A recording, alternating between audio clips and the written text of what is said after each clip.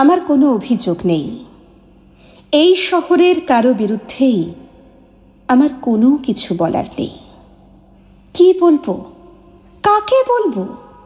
এসব কথা বলতে গেলেই একটা আপন মানুষ থাকা চাই। আমার এখানে আপন বলতে কেউ নেই। সবাই এখানে কারবারি, যার যার নিজস্ব কারবার মাথায় গেঁথে নিয়ে অনন্তের পথে ছুটছে তো ছুটছেই।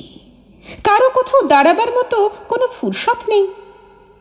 এখানে আমার নিজের বলতে কোনো মানুষ নেই।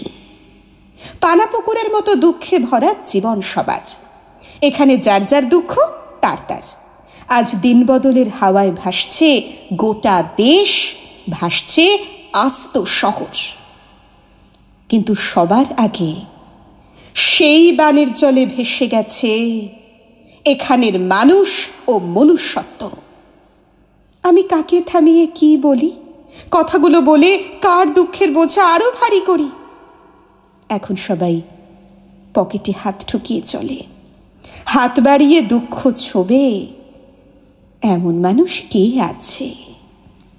যদি ভুলবশত অস্ফুটে বেরিয়েও আসে আমার কিছু গোপন কথা, কিছু অবুঝ ক্ষোভ, কিংবা সাগর পাড়ায় ঘেরের মধ্যে জমে থাকা নুনের মতো কিছু জমানো আক্ষেপ, ওরা সবাই নাক সিটকাবে। কে জানে, হয়তোবা দূর দূর করে তাড়িয়েই দেবে, নয়তো ফেটে পড়বে উপহাস আর অট্টহাসিতে। আমি কার দরজায় যাই? কার কাছে গিয়ে কোনো অভিযোগ জানাই? এখানে যার জীবন তার তার, যার যার দায়িত্ব তার তার। এখানে কেউ কারো কিছু বহন করে না। এখানে ভিড় বেড়েছে, ব্যস্ততার ভিড়, কিলবিল করে বাড়ছে ছুটে চলা ছায়ারা।